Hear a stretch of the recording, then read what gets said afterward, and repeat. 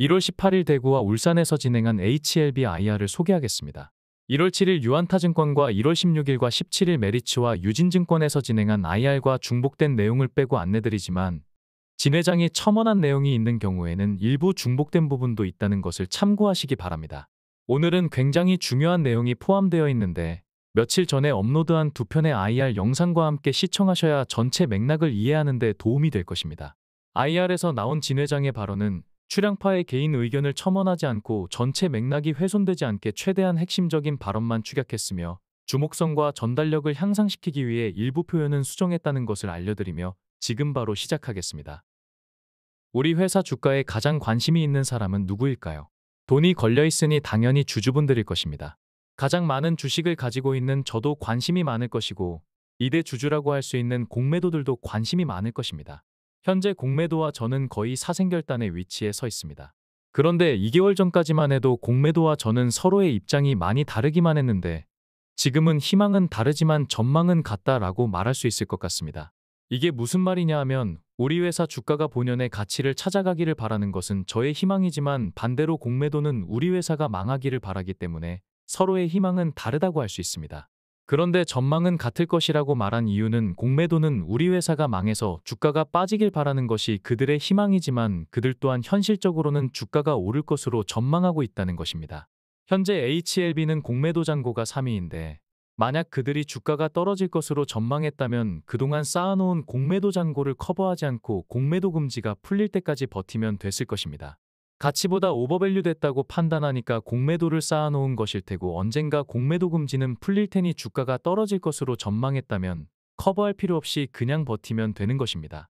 그런데 HLB는 최근 2개월 사이에 무려 500만 주의 공매도 커버가 있었습니다.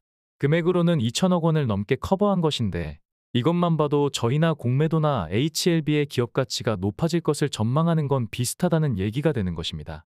신약 개발에 정석은 없지만 주류의 기준으로 봤을 때 저희는 굉장히 이단화적인 길을 걸어왔다고 할 수 있습니다. 처음부터 바이오 회사가 아닌 상황에서 신약 개발을 했고 대부분 라이센스 아웃이 정답이라고 말했지만 저희는 기술 이전을 하지 않고 끝까지 개발을 고수해왔습니다. 이단적인 삶을 살면 주류 쪽에서는 그 길이 아니라며 대부분 비판을 하기 때문에 저희의 길이 맞을 수도 있다는 걸 입증하는 것은 굉장히 험난했습니다. 항서제약은 현재 세계 22위에서 23위 하는 제약사입니다. 그런데 얼마 전까지는 제네릭이라고 하는 누구나 만들 수 있는 평범한 카피약을 만들던 제약사였습니다. 그러다가 2014년 10월에 항암 신약을 만들게 되면서 회사의 격이 완전히 달라지게 되었습니다. 이때가 저희 약을 가지고 중국 내에서 위암 3차로 신약 허가를 받았을 때이며 시가총액은 50조를 찍게 되었고 이후에 면역항암제까지 허가받으면서 시가총액이 110조까지 올라가게 되었습니다. 혹자들은 중국이라고 무시하지만 중국의 식약처라고 할 수 있는 CFDA는 굉장히 엄격하기로 유명합니다. 참고로 글로벌 대비 중국의 항암제 시장 규모는 대략 5% 정도이며 만약 중국 내에서 1000억이 팔렸다고 가정할 때 이를 글로벌 시장에 대입하면 곱하기 20을 해서 2조가 되는 것입니다. 항암 신약 판매로 매출이 급성장한 항서제약은 영업이익률도 아주 좋은 편입니다. 5천억 매출을 올렸다고 가정하면 영업이익이 4,700~800억이나 됐을 정도로 어마어마한 수익을 냈습니다. 우리가 멀티플로 기업 가치를 추산할 때 보통 20에서 25를 곱하게 되는데 이 기준으로 한다면 5천억 이익이 나면 시가총액은 25조에 이르게 되는 것입니다. 실제로 항서제약이 영업이익을 5천억 올렸을 때 시가총액이 50조를 찍기도 했습니다. 저희는 그동안 굉장히 다양한 파이프라인을 확보해왔으며 이러한 이유로 1~2년 전까지만 하더라도 저는 주주들에게 많은 비난을 받기도 하였습니다. 그러나 당시 문어발 확장이라고 비난하던 주주들도 이제는 대부분 이해를 해주시는 것 같습니다. 만 개의 회사가 도전해서 9,999개가 무너지고 그중 하나가 성공하는 것이 신약 개발입니다. 이처럼 성공 확률이 굉장히 낮은 신약 개발을 처음부터 시작하고 이에 따른 임상 비용을 주주 여러분들께 요구하는 것이 얼마나 무모한 일인가를 저는 생각했습니다. 바이오에 투자할 때 가장 무서운 것은 가치가 제로가 되는 것입니다. 13년에서 16년 동안 수천억 원을 들여 개발을 했지만 꽝이 되고 0이 될 수도 있는 것입니다. 하나의 파이프라인으로 만분의 1 확률을 뚫어보겠다는 것은 굉장히 무모한 도전이라고 생각을 했고 파이프라인을 다변화하게 된 것입니다. 리스크 관리 차원의 선택이기도 했지만 하나가 성공했을 때 그 다음 후속타를 계속 이어갈 목적으로 다양하게 준비하기 시작한 것입니다. 제가 영업점 IR을 하면서 느끼는 것은 증권회사 직원분들이 시가총액 3, 4위 하는 HLB에 대해 몰라도 너무 모른다는 것입니다. 어느 정도 수준인지 질문받은 사례를 예시로 들어보면 지금 항암제를 개발하고 있다는 거냐라는 질문도 있고 삼상을 언제 하느냐라는 질문을 받기도 하였습니다. 증권사 직원들이 시총 3, 4위 하는 회사가 글로벌 임상 3상에 성공해서 국내 최초로 항암제 FDA 시판허가를 앞두고 있다는 것조차 모른다는 얘기인 것입니다. 다른 예시를 들어보면 미국 회사가 신약 개발을 진행한다는데 그렇다면 HLB가 미국에 투자했다는 것이냐고 물어보기도 합니다. 저희와 엘레바가 한 몸이라는 것을 모르고 합병해서 한 회사라는 것도 모른다는 것인데 몰라도 너무나 모르는 것입니다. 이번 IR의 목적은 저희 회사에 대해서 몰랐던 부분을 알게 되고 관심을 갖게 하는 것을 중점으로 하는 이유이기도 합니다. 전 세계 항암제 시장 규모는 지난해 기준으로 300조 수준입니다. 전체 글로벌 신약 규모는 1,500조 정도 하는데 그중에 항암제 시장이 300조를 차지하는 것입니다. 300조라고 하면 어느 정도 수준인지 감이 오지 않을 것 같아 비교하자면 지난해 메모리, 비메모리 할 것 없이 모든 반도체 시장 규모가 500조였습니다. 삼성전자와 엔비디아와 TSMC 같은 세계적인 기업들이 만들어낸 전체 반도체 시장 규모가 500조인 것입니다. 현재 글로벌 항암제 규모는 지난해 기준으로 대략 300조 정도지만 3년 후에는 반도체 수준인 500조까지 성장하는 것으로 예상되고 있습니다. 아시다시피 저희는 면역항암제와 표적항암제 병용요법으로 임상을 진행했고 모든 임상 지표에 성공적으로 도달했습니다. 특히 전체 생존기간은 굉장히 중요한 데이터인데 FDA는 전체 생존기간을 중심으로 신약 허가 여부를 판단하며 의사들 또한 비슷한 기준으로 약을 처방하는 것이 일반적입니다. 그런데 저희가 전 세계 간암 치료제 역사상 처음으로 전체 생존기간이 20개월을 넘는 임상 성과를 내게 된 것입니다. 저희 임원들이 유럽 암학회나 미국 암학회를 가면 어깨에 뽕이 들어갈 정도로 극찬을 받았는데 한국에만 오면 조선 회사가 무슨 신약 개발이냐라며 어쩌고저쩌고 하는 말을 듣다 보면 힘이 많이 빠지는 경우가 많았습니다. 그런데 최근 임상 결과가 나오고 나서는 국내 분위기도 굉장히 많이 달라지고 있습니다. 항암 신약 개발이 모두 어렵지만 간암은 특히나 더 어렵다는 것을 말씀드렸었는데 2007년까지 간암은 전신적요법으로 치료할 수 있는 항암제 자체가 아예 없기도 하였습니다. 간암에 걸리면 약 한 번 제대로 써보지도 못하고 그냥 돌아가셔야 했던 것이었습니다. 그러다가 아스피린으로 유명한 바이엘이 생존기간 10.7개월로 최초의 간암 신약 개발에 성공하게 된 것입니다. 최초의 성공이다 보니 바이엘은 엄청난 수익을 거두게 되었고 주요 다국적 제약사들이 간암 치료제 개발에 본격적으로 뛰어들게 된 계기가 되기도 하였습니다. 그런데 11년 동안 아무도 성공을 하지 못합니다. 들으면 알만한 글로벌 빅파마들이 전부 시도했다가 실패하다 보니 간암의 문턱이 너무 높다고 판단한 FDA가 일본 에자이와 협의 끝에 기준을 낮춰서 비열등성만으로도 허가를 내달라는 에자이의 요구를 받아들였고 결국 에자이는 바이엘 이후 11년 만에 비열등성으로 신약 허가를 받게 됩니다. 그러나 에자이에게는 불행하게도 2년 후에 로슈가 표적항암제와 면역항암제 병용요법으로 생존기간 19.2개월이라는 경이적인 수치로 임상에 성공합니다. 당연히 시장의 판도는 바뀌었고 로슈가 간암 1차 시장을 석권하게 됩니다. 그리고 2년 후에 아스트라제네카가 또다시 신약 허가를 받게 되는데 아스트라제네카의 신약 허가는 일반 상식으로는 조금 이해가 안 된다고 할 수 있습니다. 제일 중요한 게 전체 생존기간이라고 했는데 로슈는 19.2개월이었고 아스트라제네카는 16.4개월에 불과했는데도 이례적으로 허가가 났기 때문입니다. 게다가 로슈가 석권했던 간암 1차 시장에서 아스트라제네카는 점유율을 꾸준히 높여가고 있는 상황입니다. 이게 가능하려면 두 가지 경우의 수가 있을 것입니다. 첫째는 아스트라제네카의 영업력이 너무나 엄청나서 의사들의 윤리의식까지 마비시킬 정도인 경우입니다. 내 환자가 3개월을 더 살 수 있는 약이 버젓이 있음에도 불구하고 굳이 생존기간이 짧은 약을 처방해야겠다고 할 정도로 아스트라제네카의 영업력이 탁월한 경우라는 말입니다. 그게 아니라면 시장을 석권하고 있는 로슈의 약에 문제가 있기 때문에 아스트라제네카로 대체하는 경우가 될 것입니다. 자주 강조드렸지만 간암에 걸리면 간 기능이 떨어지는데 간 기능이 떨어지면 로슈의 약은 잘 듣지 않는다는 치명적인 단점이 있습니다. 아스트라제네카가 이러한 로슈의 허점을 파고들었기 때문에 점유율을 높여갈 수 있었던 것입니다. 그만큼 로슈의 부작용 데이터와 아스트라제네카의 성공 사례는 우리 회사가 성공할 수밖에 없는 이유이기도 합니다. 그런데 더욱 중요한 것은 저희의 약은 로슈와 반대로 간 기능이 떨어지면 오히려 약효가 더 좋아진다는 것입니다. 한 달 전만 해도 우리가 신약 허가에 실패하는 것은 CMC에서 문제가 생기는 거 하나뿐이었습니다. 저나 주주님들이나 똑같은 생각을 했을 터인데 현재 CMC는 무리 없이 통과되는 분위기입니다. 그렇다면 마지막 관문을 통과하기 위해서 뭐가 또 남아있을까? 회사 내 FDA 출신부터 해서 신약 개발을 담당하는 모든 전문가들이 아무리 토론을 해봐도 아직까지 신약 허가가 실패될 가능성을 찾지 못했습니다. 신약 허가가 나지 않을 가능성이 거의 없다는 것입니다. 세상 일에 100%는 없다 보니 제가 100% 된다라고 얘기를 못하는 것일 뿐 허가가 나지 않을 가능성은 거의 없다, 확실히 될 것이다 라고 저희는 판단하고 있습니다.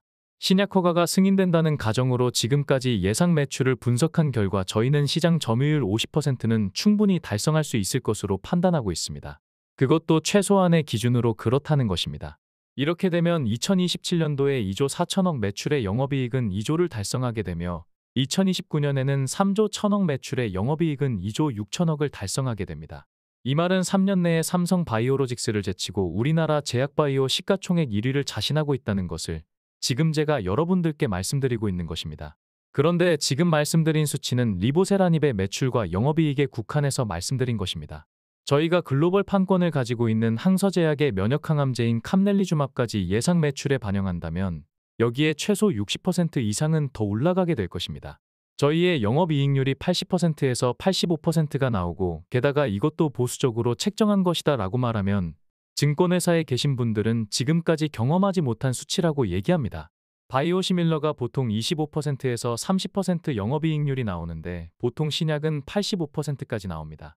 바이오시밀러하고 신약은 근본적으로 차이가 있는 것입니다. 중요한 것은 리보세라닙의 매출 원가는 1%에 불과하다는 것입니다. 중국 항서제약 캄넬리주맙의 매출 원가는 2% 정도입니다. 2%도 굉장히 경이로운 숫자인데 저희는 매출 원가를 1%로 보고 있는 것입니다. 100원이 팔리면 99원이 매출 이익률이라는 것이며 원가는 1원밖에 안 들어간다는 얘기입니다. 어떻게 이게 가능하냐고 하면 리보세라닙은 항암신약이기는 하지만 원료는 밀가루 같은 가루약이기 때문입니다. 저희가 글로벌 판권을 가지고 있는 항서제약의 캄넬리주맙은 처음 출시할 때는 원가 비중이 10% 정도였습니다.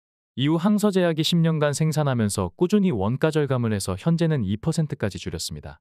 같은 면역항암제이지만 항서제약의 캄넬리주맙의 판매가는 로슈 키트루다의 5%에 불과합니다. 로슈의 키트루다가 미국에서 100원에 팔리면 항서제약은 5원에 팔고 있다는 건데 그럼에도 영업이익이 엄청난 것입니다. 그렇게 원가가 낮은 약을 저희가 약가가 높은 미국에 가져가서 팔게 되는 것입니다. 저희 약가는 로슈 수준으로 책정할 예상인데 쉽게 말하면 생산은 중국에서 원가율 1%에서 2%로 만들게 되고 판매는 약가를 가장 높게 받을 수 있는 미국과 유럽과 일본 등에서 하게 되는 아주 럭키한 구조를 가지고 있는 것입니다. 또한 허가가 나면 미국의 보험등재위원회랑 협상을 하게 되는데 로슈 수준의 판매가라면 충분히 보험등재가 될 것으로 예상하고 있습니다. 그럼에도 신약 허가가 안 날 수도 있다라는 우려 때문에 저희 시가총액은 현재 많이 빠져있는 상태입니다. 저희 HLB의 시총이 5조 5천억 정도 되는데 신약 허가 전에 어느 정도 반영이 되든지 아니면 신약 허가가 난 다음에 한꺼번에 반영이 되든지 어찌되었던 조만간 반영될 것이라고 생각을 합니다. 신약 허가가 나도 처방한 환자들에 대해서 5년간은 추적 관찰을 하게 되어 있는데 이것을 PMS라고 합니다. 그래서 신약 허가가 났음에도 불구하고 이후에 부작용 등의 문제가 생기면 허가가 취소되는 경우도 있습니다. 5년간 PMS를 통해서 환자들한테 아무런 문제가 없었다는 데이터가 나와야 그제야 비로소 신약 허가가 완전히 통과된 걸로 보게 되는 것입니다. 그런데 저희는 이미 PMS도 통과한 상태입니다. 저희 약은 이미 중국에서 12년째 아무런 문제 없이 잘 팔리고 있기 때문입니다. 의사는 자기의 소신에 따라 약을 처방합니다. 의사의 소신에 근거가 되는 것은 과학적인 데이터와 함께 학계에서 어떤 평가를 내리느냐가 결정하게 될 것입니다. 저희는 언론에 굳이 보도자료를 내지 않아도 될 만큼 많은 논문들이 올라오고 있습니다. 어제도 25년간 간암을 연구해왔던 또 한 명의 전문가가 자신의 이름을 걸고 온콜로지라는 종양학 전문 사이트에 저희 약인 리보세라닙과 캄넬리주맙을 극찬하는 글을 올렸습니다. 이처럼 세계적으로 권위 있는 의학 전문지에 저희의 약을 긍정적으로 평가한 논문들이 꾸준히 게재되고 있습니다. 이제 저희는 허가 이후에 영업을 하게 되면 구차하게 우리 약을 홍보할 필요 없이 의사들에게 논문만 건네주면 되는 것입니다. 제가 미국에 갈 때마다 글로벌 지원 마케팅 담당자를 만나면 귀가 따가울 정도로 에자이의 렌비마가 좋다는 말을 많이 들었습니다. 앞서 말씀드렸듯이 에자이가 11년 만에 간암 1차 신약으로 허가를 받았는데 임상 목표가 비열등성이었습니다. 에자이는 비열등성이라는 한계를 극복하고자 시판 허가가 난 4개의 약물을 비교하게 되는데 이들이 추적 관찰 대상으로 저희 약의 임상 결과를 비교 데이터로 추가한 것입니다. 한마디로 저희의 약이 허가를 받을 것을 예상하고 포함한 것이라고 할 수 있는데 그 결과를 지난해 유럽암학회에 발표를 했습니다. 결과가 어떻게 나왔느냐 하면 지금 시판 중인 4개의 약물 중에서는 에자이가 제일 좋다는 것이었습니다. 그만큼 시판 중인 약 중에서는 자신이 있었기 때문에 비교 관찰을 하고 논문까지 발표한 것으로 추정할 수 있습니다. 그런데 중요한 것은 시판이 예상되는 저희의 리보세라닙과 캄넬리주맙 병용까지 추가해서 비교를 하게 되면 저희의 약이 가장 좋다라고 발표한 것이었습니다. 우리의 경쟁사가 비교 관찰을 통해서 저희의 약이 최고라고 인정해 준 것입니다. 경쟁자가 될 수 있는 회사에서 자기네 약보다 저희의 약인 리보세라닙과 캄넬리주맙이 더 우월하다는 분석 자료를 학회에서 발표했다는 것은 시사하는 바가 크다고 할 수 있습니다. 지금까지 울산과 대구 IR에서 나온 진양곤 회장의 핵심적인 발언을 살펴보았습니다. 이제는 기관과 외국인은 물론이고 개인들의 수급이 강하게 유입돼도 승인 일정이 촉박하기 때문에 전혀 문제가 없을 것입니다. 최대한 많은 신규 투자자가 유입될 수 있도록 출량파가 핵심을 정리한 IR 영상에 구독과 좋아요를 눌러주시기 바랍니다. 좋아요가 많게 되면 유튜브 알고리즘이 영상 노출을 확대하게 되며 잠재적 투자자에게 영상이 많이 전달될 것입니다. 구독과 좋아요로 힘을 모아주시고 댓글로도 응원을 많이 해주신다면 휴일을 반납하고 내일은 IR에서 나왔던 Q&A의 핵심적인 내용을 정리해서 안내드리겠습니다.